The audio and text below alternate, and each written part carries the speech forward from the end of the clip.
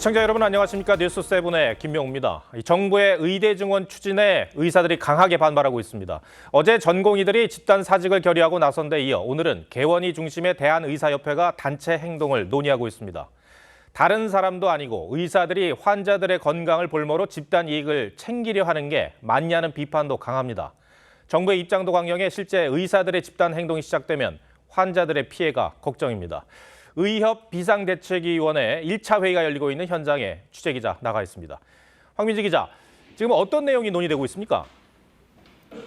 네, 의협 비대위원 50명은 오후 4시 30분부터 회의를 시작했는데요. 예정된 시간은 훌쩍 넘겨 2시간 반가량 회의가 진행되고 있습니다. 회의에 앞서 김태구 의협 비대위원장은 모두 발언을 통해 의대생, 전공의, 교수, 개원의사 등 모든 회원이 총력투쟁으로 정부의 야욕을 막아내야 한다고 밝혔는데요.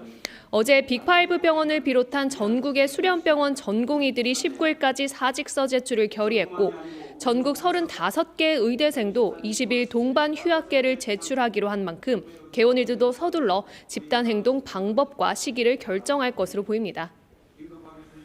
전공의 파업이 당장 다음 주 화요일로 예고된 상황인데 정말 이 환자들 피해가 커질까 걱정입니다. 네, 그렇습니다. 전공의들은 대학병원 진료 인력의 40%가량을 차지하는 만큼 진료 대란은 불가피할 전망입니다.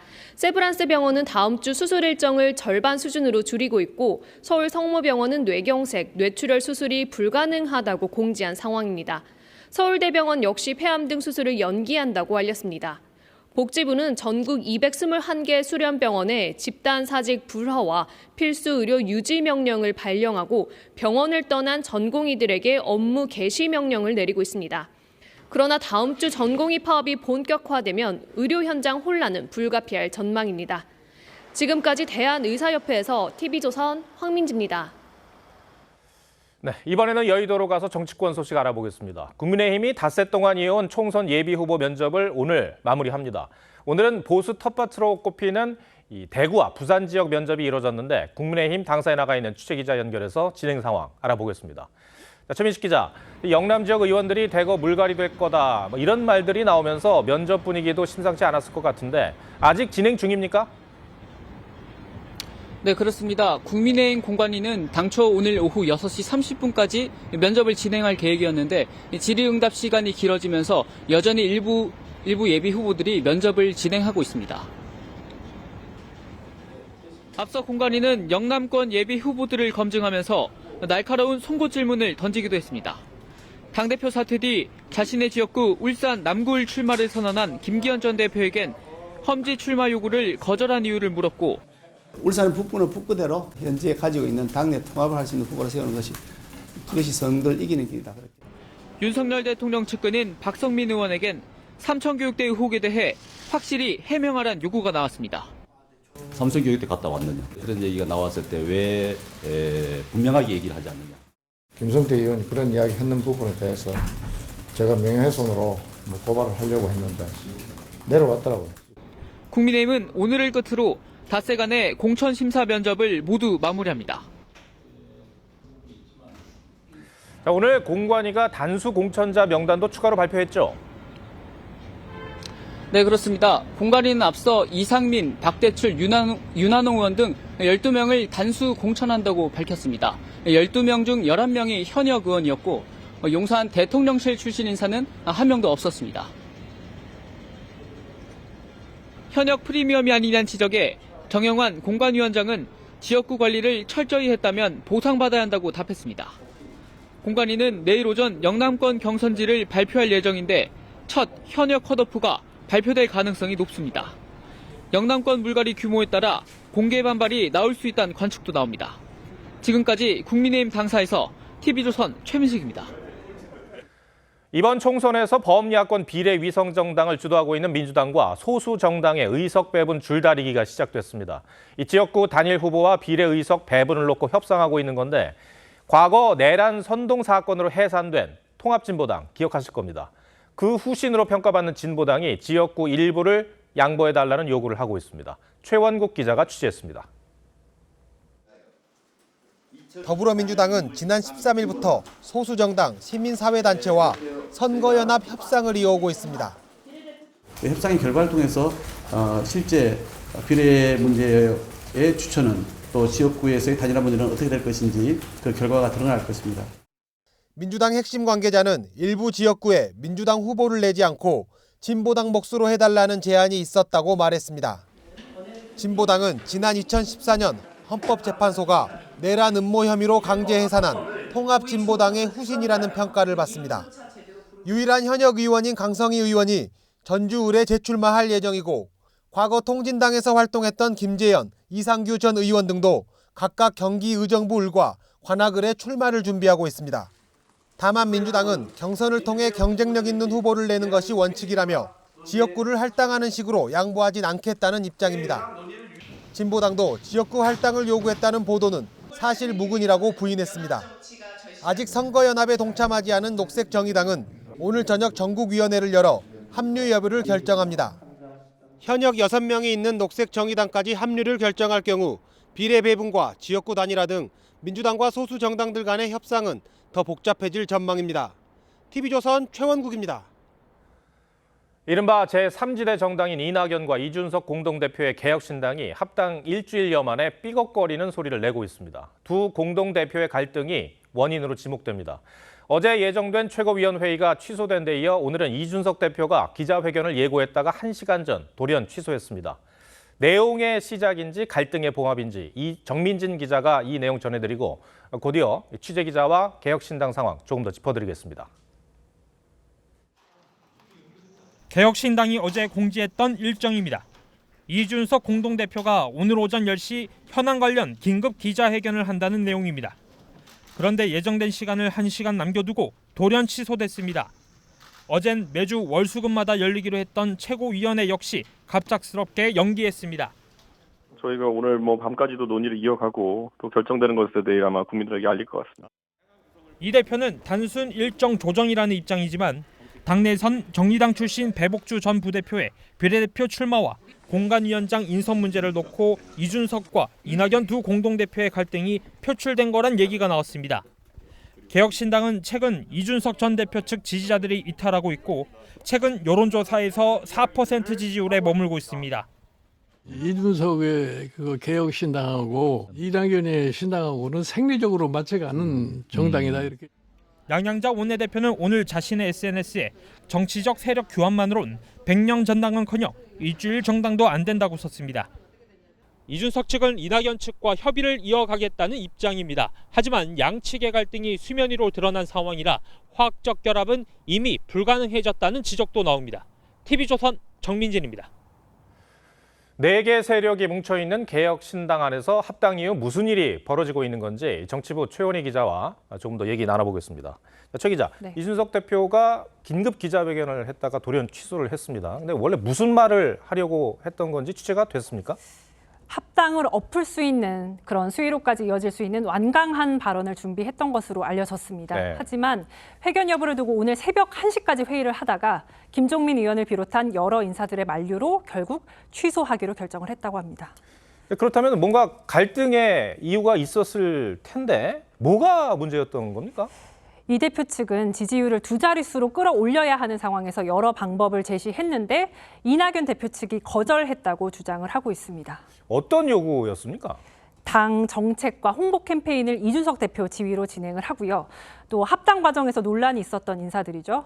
류호정 전 의원, 배복주 전 정의당 부대표로 추정이 됩니다. 이들의 책임을 묻는 발언을 이낙연 대표가 공개적으로 좀 해줬으면 하는 요구였다고 합니다. 지금까지 최 기자가 얘기한 거는 이제 이준석 대표 측 주장이고 이낙연 대표 측 입장은 뭡니까?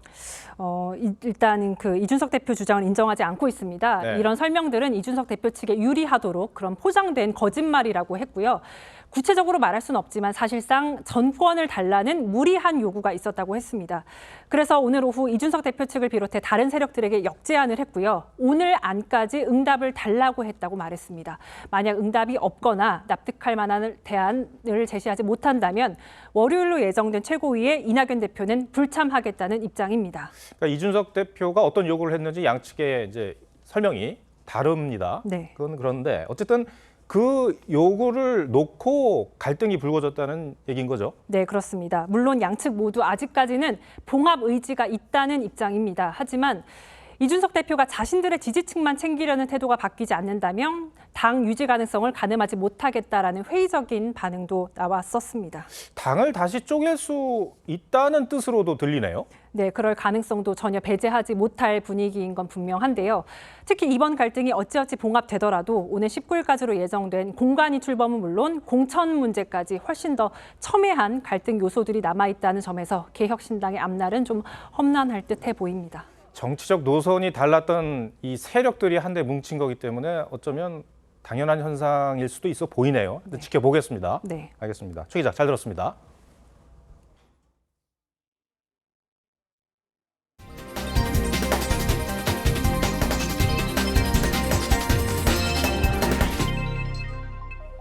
아시안컵 대회 중에 일어난 내분 사태는 기업들에게도 불똥이 튀고 있습니다. 논란의 중심인 이강인 선수를 계속 광고 모델로 두면 불매운동을 벌이겠다는 여론 때문인데요. 이 난감한 기업들 상황을 유혜린 기자가 취재했습니다. 이강인을 광고 모델로 쓴 한 통신사의 유튜브 영상입니다. 댓글은 이강인 때문에 다른 통신사로 갈아탔다. 계속 광고하면 통신사를 바꾸겠다는 글들이 잇따라 올라오고 있습니다. 이강인을 응원하는 댓글이 넘쳤던 1년 전과 정반대입니다. 일부 대리점들은 프로모션 행사가 끝나기도 전에 이강인 포스터를 떼버렸습니다. 말이 많으니까 저는 다 끼는 거거든요. 심지어 저한테 뭐라고 하시니까. 아, 뭐라고 하시는 분들도 계세요? 욕하시는 분들도 있어요. 한 치킨 업체도 이강인을 모델로 썼다가 불매운동 여론에 몸살을 앓고 있습니다. 이 입간판은 최근까지 이강인 사진이 붙어 있었지만 여론이 악화되면서 현재는 텅 비어 있습니다. 시민들의 반응은 엇갈립니다. 특히 되게 이강인 선수 되게 사랑했던 사람들은 좀 더 실망이 클 것 같아가지고 좀 더 꺼려질 수 있지 않을까. 실망을 할 수는 있지만 그게 그 선수가 이제 광고를 찍고 있는 기업이나 그런 기업체들한테까지 영향이 가는 게 조금 과하지 않나. 중고장터에 이강인 유니폼을 처분하는 사람들도 등장하는 상황. 하지만 애꿎은 기업에 비난의 화살을 돌리는 건 자제해야 한다는 지적도 나옵니다. TV조선 유혜림입니다. 네, 오늘 새벽 전남 완도 앞바다에서 화물선과 LNG 운반선이 충돌하는 아찔한 사고가 있었습니다. 두 선박에는 77명이 타고 있었는데 때마침 해경 함정이 인근에 있던 덕분에 모두 무사히 구조됐습니다. 강석 기자입니다. 대형 선박 두 척이 맞닿아 있습니다. 한 선박 출입문엔 구명조끼를 입은 사람들이 서 있고 천천히 해경 구조정으로 이동합니다. 현재 구조대 헤리베스 램프 이용 구조 중에 있음. 다른 선박에서는 사다리를 이용해 사람들이 차례로 내려오고 해경대원의 도움을 받아 구조정으로 잇따라 옮겨 탑니다. 승선원 총 19명, 승선원 1명 탑승. 오늘 새벽 4시 20분쯤 전남 완도 여서도 인근 해상에서 5,900톤급 화물선과 9,000톤급 LNG 운반선이 충돌했습니다. 당시 화물선은 전남 고흥에서 제주로, LNG 운반선은 제주에서 통영으로 항해 중이었습니다. 두 선박에는 모두 77명이 타고 있었는데 해경구조대가 신고 접수 15분 만에 사고 해역에 도착해 2시간 만에 승선원 전원을 구조했습니다. 경비함정이 마침 또 그 근처에 있다 보니까 조금 더 신속하게 대응을 할 수 있었죠. 사고 여파로 LNG 운반선 일부가 파손됐지만 해경은 가스 유출이나 침몰 등 추가 피해 가능성은 없는 것으로 파악했습니다. 해경은 두 선박의 사고 경위와 안전수칙 준수 여부 등을 조사할 계획입니다. TV조선 강석입니다. 일산의 한 대학병원에서 불이 나 환자 등 190여 명이 대피하는 소동이 있었습니다.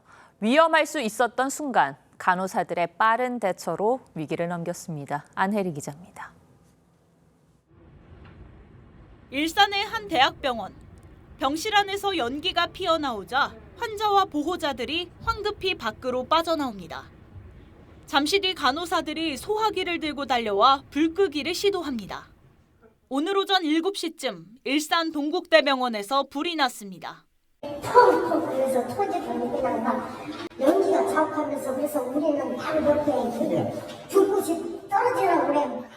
화재는 이 병실 안에 있는 콘센트에서 불꽃이 튀며 시작됐습니다. 순식간에 연기가 자욱해지고 경보가 울리자 환자와 보호자들은 비상구를 통해 급히 대피했습니다. 간호사들의 발빠른 대처로 대피한 인원 191명 모두 별다른 부상을 입지 않았고 불은 10여 분 만에 꺼졌습니다. 배웠던 매뉴얼대로 저는 화재를 진압했고 나머지 간호사분들은 환자분들을 안전하게 이동시킬 수 있었던 것 같습니다. 어젯밤 9시 40분쯤엔 인천의 한 대학교 기숙사에서도 불이 났습니다. 기숙사에 있던 학생 140여 명이 대피했고 기숙사를 관리하던 60대 남성이 연기를 마셔 병원으로 옮겨졌습니다. 소방당국은 전기 합선 가능성을 염두에 두고 정확한 화재 원인을 조사 중입니다. TV조선 안혜리입니다. 한 운전자에게 대리기사를 불렀냐고 물으며 접근해 흉기로 위협한 남성이 붙잡혔습니다. 경찰은 이 남성이 얼마 전에는 대리 운전을 한 뒤에 강도 행각을 벌이려 했던 것으로 보고 함께 조사 중입니다. 김도현 기자입니다. 서울 강남구 역삼동의 한 빌라. 주차장을 빠져나오는 승용차를 한 남성이 막아섭니다. 이 남성이 무엇인가 말하면서 조수석에 탄 지 얼마 되지 않아 운전석에 있던 남성이 황급히 차에서 내려 인근 편의점으로 몸을 숨깁니다. 조수석에 탄 남성도 어딘가로 도망칩니다. 그냥 살아야겠다는 생각밖에 안 나죠. 그때 바로 그냥 도망가야겠다. 차를 세운 남성은 40대 A씨. 대리기사를 불렀냐며 차에 탄 A씨는 운전석에 있던 피해자를 흉기로 위협하며 돈을 요구했던 것으로 드러났습니다. A씨는 운전자가 도망가자 근처에서 택시를 탄 뒤 택시기사도 흉기로 위협해 25km가량 떨어진 은평구 응암동으로 도주했습니다. 하지만 택시기사의 신고를 받고 출동한 경찰에게 범행 7시간 30분 만에 검거됐습니다. 경찰은 A씨가 지난 14일에도 서울 동대문구에서 대리운전을 한 뒤 손님에게 돈을 빼앗은 것으로 의심하고 있습니다. 일반 차이나 이런 거 봐서 일단 동의보면 추적하고 수사할 것 같습니다. 경찰은 추가 조사를 벌인 뒤 A씨에게 구속영장을 신청할 예정입니다. TV조선 김도영입니다. 전 직장 동료들에게 집요하게 위협적인 문자 메시지를 보낸 30대 남성이 징역형을 선고받았습니다. 부조금을 돌려달라는 등의 내용을 200차례 넘게 보냈는데 이런 행동이 스토킹으로 인정된 겁니다. 김혜나 기자입니다. 장례식장에서 유감의 표시로 10만 원을 드렸으니 돈을 다시 돌려달라. 약속한 축의금은 주지 못할 망정 부끄럽지 않으냐. 직장에서 괴롭힘과 성희롱을 저질러 해고된 30대 남성 A씨가 동료들에게 보낸 메시지 내용입니다. A씨는 회사 주소로 택배를 잘못 보냈는데 건드리면 고소하겠다는 협박 메시지를 보내거나 동료의 아내가 근무하는 회사에 찾아가 찍은 사진을 전송하며 위협한 걸로 알려졌습니다. 해고 이후 A씨가 넉 달간 동료 4명에게 한 전화와 문자는 210번. A씨는 스토킹 혐의로 재판에 넘겨졌고 징역 10개월에 집행유예 2년을 선고받았습니다. 재판부는 A씨가 피해자 남편 연락처까지 알아내 메시지를 보내고 공격적 문자를 보낸 건 모두 스토킹에 해당한다고 판단했습니다. A씨는 일부 피해자에게는 불과 7, 8차례밖에 연락하지 않아 스토킹이 아니라고 주장했지만 받아들여지지 않았습니다. 2, 3차례 해도 반복성이 있다라고 적극적으로 해석해가지고 그 범위를 비교적 좀 넓게 적용하고 있는 것 같아요. 대법원 양형위원회는 스토킹 범죄에 대해 최대 징역 5년까지 선고할 수 있도록 양형 기준 상향을 추진하고 있습니다. TV조선 김예나입니다. 러시아 푸틴 대통령의 최대 정적으로 불리는 알렉세이 나발리가 수감 중 감옥에서 급사했습니다. 정확한 사인은 나오지 않았지만 세계 각국은 또라는 반응을 보였습니다. 전날까지도 건강했던 모습이 공개됐는데 러시아 내부에서도 푸틴 배후설이 확산하고 있습니다. 먼저 유지연 기자가 보도합니다. 알렉세이 나발리가 화상 재판에서 농담을 건넵니다.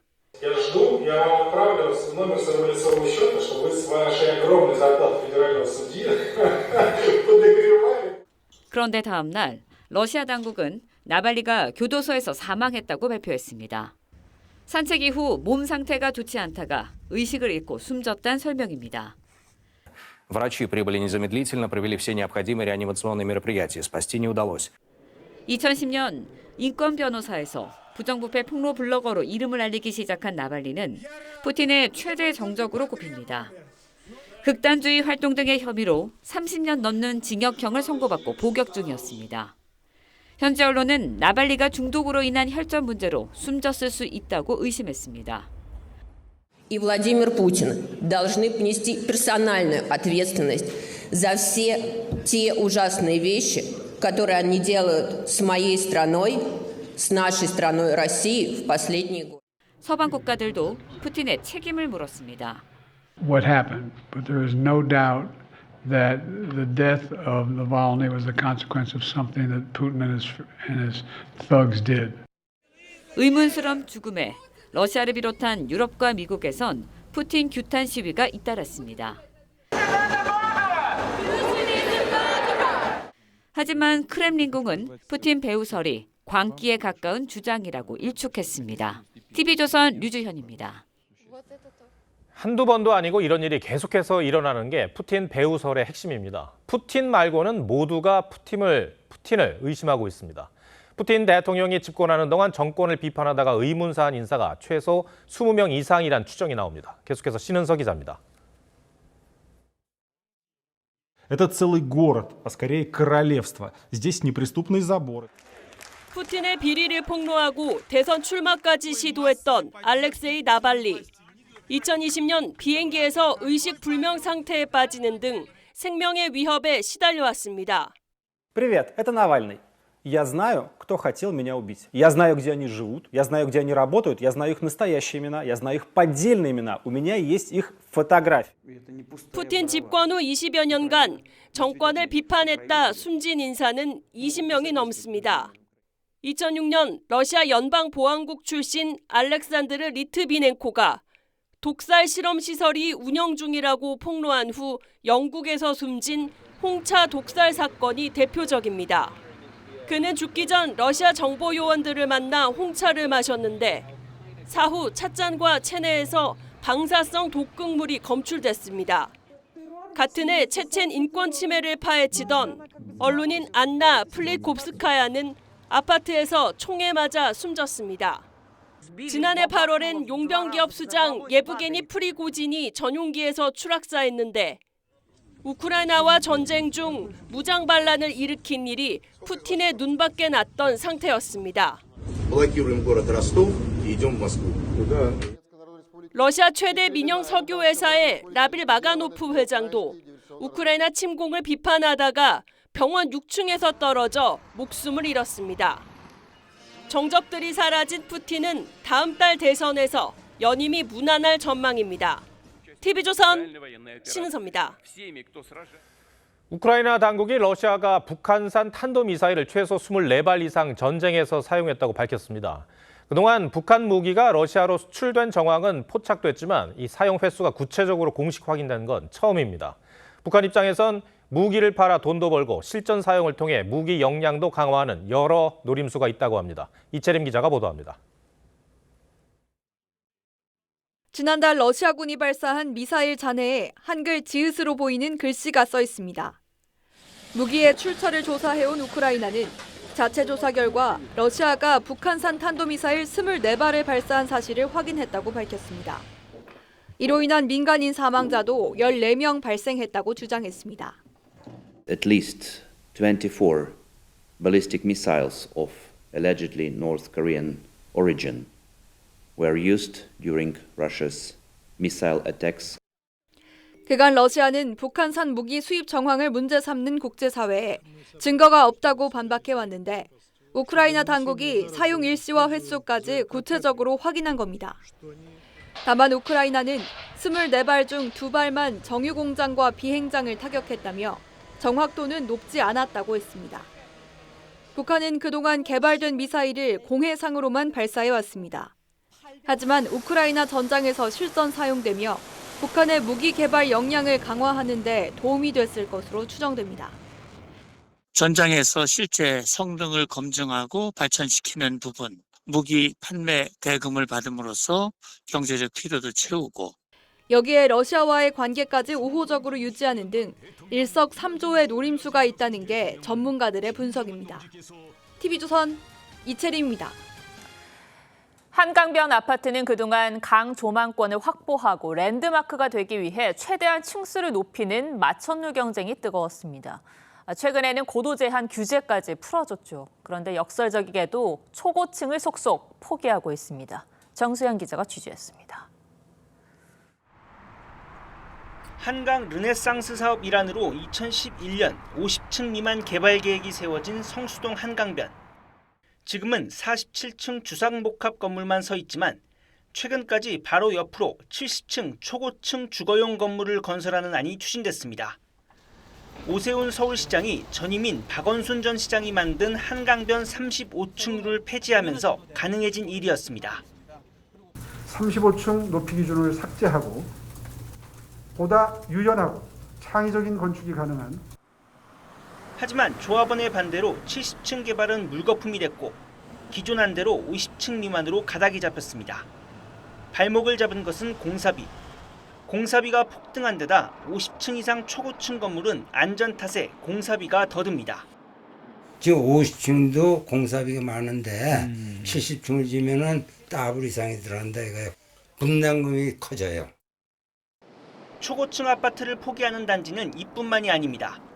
서울 서초구의 매머드급 재건축 단지에서도 49층을 추진했다가 원안인 35층으로 돌아섰습니다. 공사비 폭등으로 곳곳에서 마천루의 꿈을 포기하면서 초고층 재건축을 추진하고 있는 압구정과 잠실 등 다른 단지에도 적잖은 파장이 예상됩니다. TV조선 정수양입니다. 수도권 국가 하천인 목감천은 여름철 비만 내리면 넘쳐서 주택가 침수 피해가 잦습니다. 이 고질적인 피해를 막기 위해 정부가 440만 톤이 넘는 물을 가둘 저류지를 만들 계획입니다. 박재훈 기자입니다.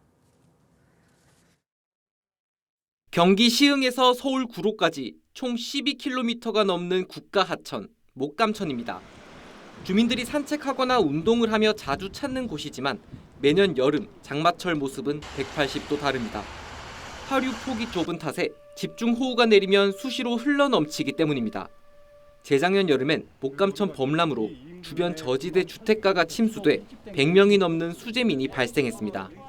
우리 집도 지하에 사는 사람이 전부 이불집 싸가지고 우리 집으로 올라오고 그랬어요. 이사 가려고 했는데 마음대로 못 온 거예요. 환경부는 목감천이 지나는 광명 시내 3곳에 저류지 설치를 확정했습니다. 3곳 중 가장 면적이 넓은 R1 저류지가 들어설 부지입니다. 총 25만 제곱미터 규모인데 이르면 이달 중 공사가 시작됩니다. R2와 R3 저류지까지 약 50만 제곱미터 면적의 저류지가 들어서는데 총 440만 톤의 물을 가둘 수 있습니다. 사업이 완공되면 목감천 하류부 침수 예방에 큰 도움이 될 것으로 기대가 됩니다. 새 저류지가 다 완공되면 100년에 한 번 내리는 큰 비에도 하천 범람과 침수 피해를 막을 수 있습니다. 홍수를 막아줘서 우리가 다닐 수 있도록 되고 위험하지 않아서 좋고 그런 것이지. 환경부는 오는 2029년까지 R1 저류지를 완공할 계획입니다. TV조선 박재훈입니다. 서울 도심 한복판에 아파트와 공원을 오가는 무인 모노레일이 생겼습니다. 거동이 불편한 노약자들에게 발휘돼주고 있는데요. 전정원 기자가 취재했습니다. 공원으로 향하는 계단 옆으로 긴 줄이 늘어섰습니다. 산 위쪽에서 레일을 따라 모노레일이 등장합니다.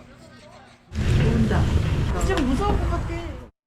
문이 열리고 주민들이 타자 30도가 넘는 경사를 다시 올라갑니다.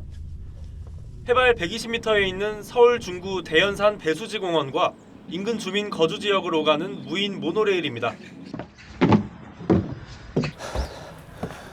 가파른 계단을 이용하면 공원 입구까지 4분이 걸리는데요. 모노레일은 얼마나 걸리는지 직접 타보겠습니다. 출발합니다. 모노레일 아래로 순식간에 서울 시내가 펼쳐집니다. 2분 30초 만에 편안하게 도착했습니다. 서울에 모노레일이 설치된 건 이번이 처음입니다. 공원까지 가파른 길을 오르는데 어려움을 겪었던 노인과 어린이, 장애인들의 발휘될 것으로 기대받고 있습니다. 계단으로 올라다니다가 너무 아파서 이제 못 올라오고 한 2년 안 오다가 오늘 이제 처음 올라와 보니까 너무 좋아요. 엄마 아빠랑 내일 또 탈래요. 구청은 모노레일 주변에 안전요원을 배치하고 주민을 위해 무료로 운영한다는 계획입니다. TV조선 전정원입니다. 네, 대표적인 독한 술인 소주가 갈수록 도수가 낮아지더니 이제는 16도까지 떨어졌습니다. 술 문화가 많이 바뀐 결과인데요. 애주가들의 반응은 어떨까요? 지선우 기자가 들어봤습니다. 서울 을지로의 한 주점. 진열대를 채운 건 대부분 알코올 도수 16.5도짜리 소주입니다. 1924년 35도로 세상에 나온 소주는 차츰 알코올 도수가 낮아졌습니다.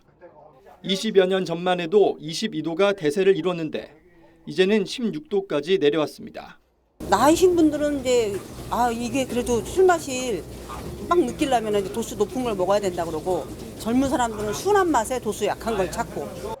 저도수 소주가 인기를 끌면서 그동안 16.5도를 고집하던 한 업체도 최근 주력 제품의 도수를 16도로 낮췄습니다. 순한 소주에 대한 반응은 세대별로 엇갈립니다. 그때는 20도짜리고 뭐 한 병이면 됐는데 지금은 한 2병, 3병 먹어야 좀 약간 찌기가 약간 올라온다 그럴까?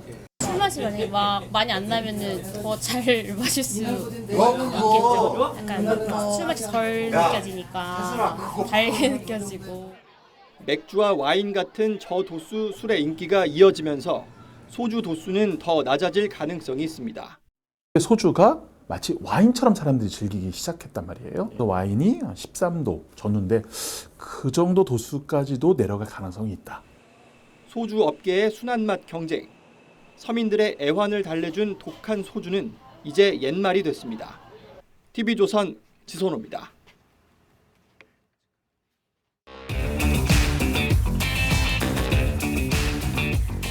뉴스에 시작합니다. 정치부 최지연 기자 나와 있습니다. 첫 번째 물음표 볼까요? 네, 첫 번째 물음표는 임종석과 이재명의 앙금입니다. 민주당 내 운동권 그리고 친문계 핵심이라고 할 수 있는 임종석 전 비서실장인데 아직 당내에서 공천이 불투명한 상황이라고요? 네, 맞습니다. 이 이재명 대표 측을 비롯한 친명계는요. 임 전 실장이 86세대 운동권과 또 문재인 정부의 상징성이 큰 만큼 윤석열 정부 심판 구도가 흐트러질 수 있다. 이 이유를 가장 큰 공천 반대의 이유로 꼽고 있습니다. 무엇보다 중성동갑은 홍익표 원내대표가 지역구를 옮기면서 전략 지역으로 선정이 되는 게 기정사실된 상황에서 임 전 실장이 출사표를 낸 것 자체가 욕심이 과했던 것이다. 이런 지적도 하고 있는데요. 그런데 당내에서는 두 사람의 과거 악연에 더 주목하는 시선도 있습니다. 두 사람 사이에 무슨 일이 있었습니까? 예, 이 임 전 실장은 지난 2022년도에 이재명 대표가 대선 패배 이후 당권 도전에 이어서 총선 출마까지 나선 데 대해서 공개적으로 작심 비판을 한 적이 있습니다. 같은 식구가 이런 행동을 하면 창피하고 부끄러워서 어디라도 숨고 싶다면서 이재명의 민주당이 아닌 민주당의 이재명으로 돌아오라 이렇게 지적한 겁니다. 창피하다고 했을 정도면 강한 비판인데 그 당시에 임 전 실장은 비서실장이 아닌 야인 상태였죠. 네, 맞습니다. 이 임 전 실장은 그보다 앞서서 이재명 대표가 경기도지사였던 시절에도 내놨었던 이 기본소득 공약에 대해서도 비판하기도 했었습니다. 자산이나 소득에 관계없이 모두에게 균등하게 지급을 하자는 건 정의롭지도 또 현실적이지도 않다고 한 겁니다.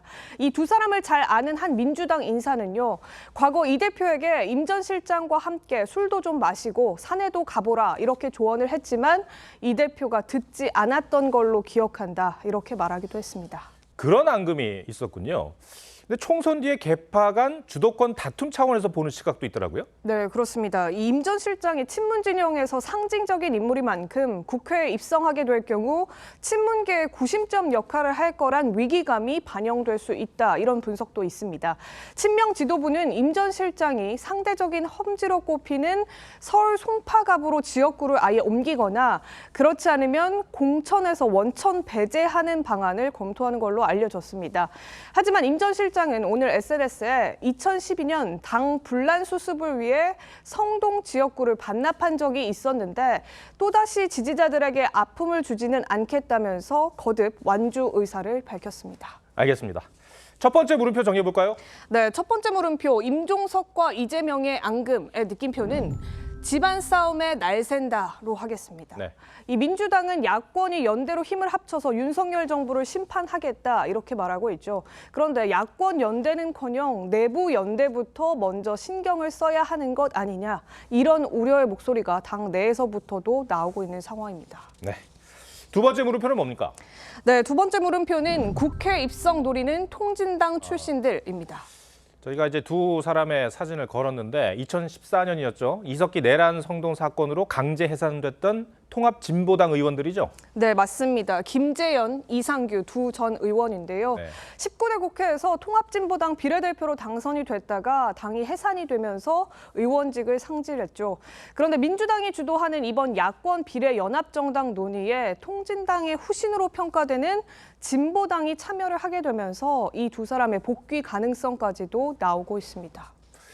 통합진보당은 헌정사상 처음으로 강제 해산이 된 그런 정당인데 이석기 전 의원이 의원의 내란 선동 혐의가 최종 유죄를 선고받았죠? 네, 그렇습니다. 이 재판부는 국회의원의 주도 아래 국가 지원을 받는 공적인 정당 모임에서 국가의 존립과 또 안전을 해할 수 있는 내란 선동죄를 저지른 건 결코 용납될 수 없다 이렇게 말했는데요.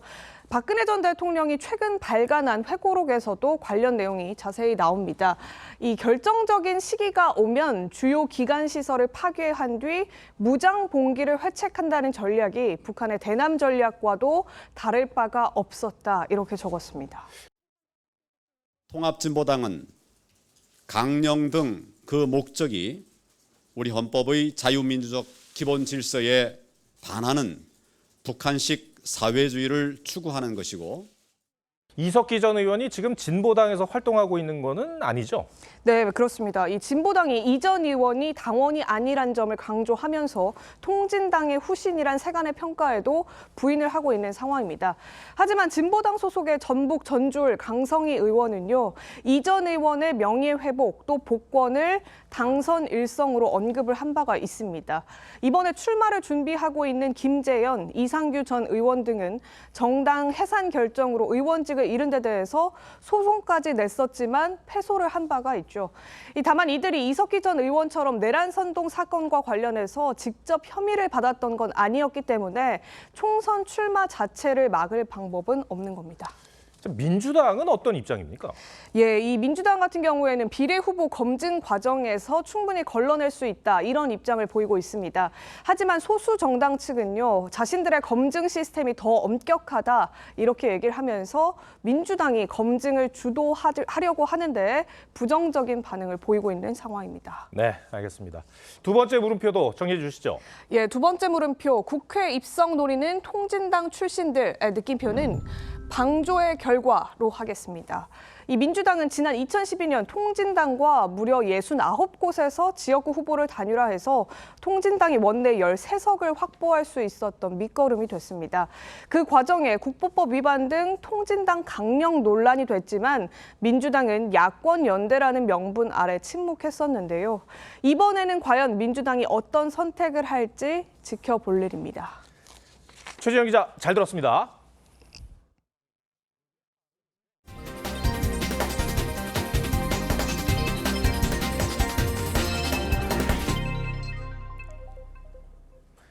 영화 건국전쟁이 화제가 되자 이승만 전 대통령과 관련한 개인 소장품이 공개되기도 하고 중고장터에선 희귀 사진까지 거래되고 있습니다. 높아진 대중적 관심이 반영된 현상이지만 이 역사적 자료에 대한 체계적 관리가 필요하다는 지적도 나옵니다. 정준영 기자입니다. 이승만 초대 대통령을 재조명하며 개봉 16일 만에 누적 관람객 53만 명을 돌파한 영화 건국전쟁. 분단된 지 불과 70여 년 만에 어떻게 이렇게 극단적인 두 나라로 나아갈 수가 있었을까? 영화가 흥행하면서 온라인 중고장터에선 이 전 대통령의 사료로 추정되는 물품들이 매물로 나왔습니다. 대통령과 영부인 프란체스카 여사의 흑백 사진부터 판매자가 이 전 대통령의 친필 편지라고 주장하는 문서까지 다양합니다. 소장하고 있던 집에서 이제 돌아가신 뒤에 나온 거라고 하더라고요. 저만 가지고 있어요, 아직까지. 한 개인 수집가는 10수년에 걸쳐 모은 이 전 대통령의 대학 졸업 앨범과 박사 논문을 공개했습니다. 대화기를 하다 보면 자연스럽게 접할 수밖에 없는 부분이 이승만 대통령에 대한 부분이고 상당히 중요한 위치를 차지하고 있습니다. 이 전 대통령은 미국에서 오랜 기간 활동해 역사적 사료로 사용될 수 있는 자료들이 해외에도 흩어져 있을 것으로 보입니다. 추적해서 찾아놓지 않으면 영원히 없어질 수 있죠. 이 전 대통령을 제대로 평가하기 위한 체계적 사료 관리가 필요하다는 지적이 나옵니다. TV조선 정준영입니다.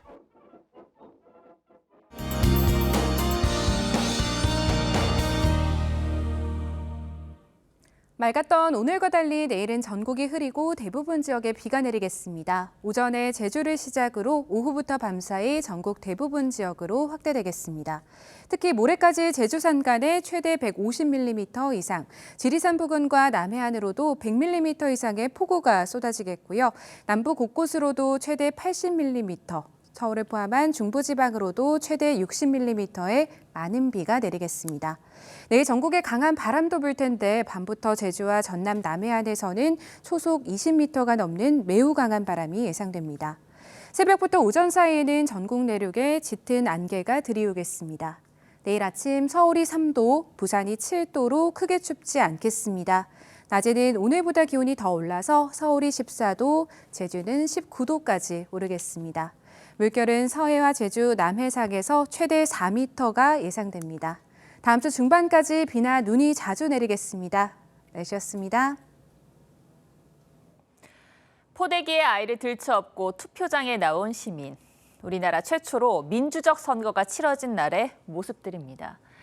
이후 지금의 선거 모습을 갖추게 되기까지 수많은 피와 땀이 있었다는 건 지난 역사들이 말해주고 있습니다. 이렇게 다수의 희생으로 얻은 귀중한 선거가 개인의 감정을 토해내는 장으로 얼룩지고 있습니다. 정유라 씨는 안민석 의원을 낙선시키기 위해, 유동규 씨는 이재명 대표를 겨냥한 복수 출마를 합니다. 피의자들이 당을 만드는 우픈 일도 벌어지고 있죠. 옥중창당, 이 어울리지 않는 두 단어가 함께 쓰이는 전례 없는 총선입니다. 누구나 정치에 참여할 자유는 있습니다. 하지만 이들은 당선될 목적이 아니라 상대를 비방할 수단으로, 또 자신을 방어할 도구로 선거를 변질시키고 있습니다. 미국의 정치평론가 플랭클린 애덤스는 선거란 누구를 뽑지 않기 위해 하는 것이라고 했습니다. 정치를 이용하고 희화화하는 후보와 당을 골라내야 하는 현재 선거판에 필요한 한마디 같습니다. 뉴스7을 마칩니다. 고맙습니다.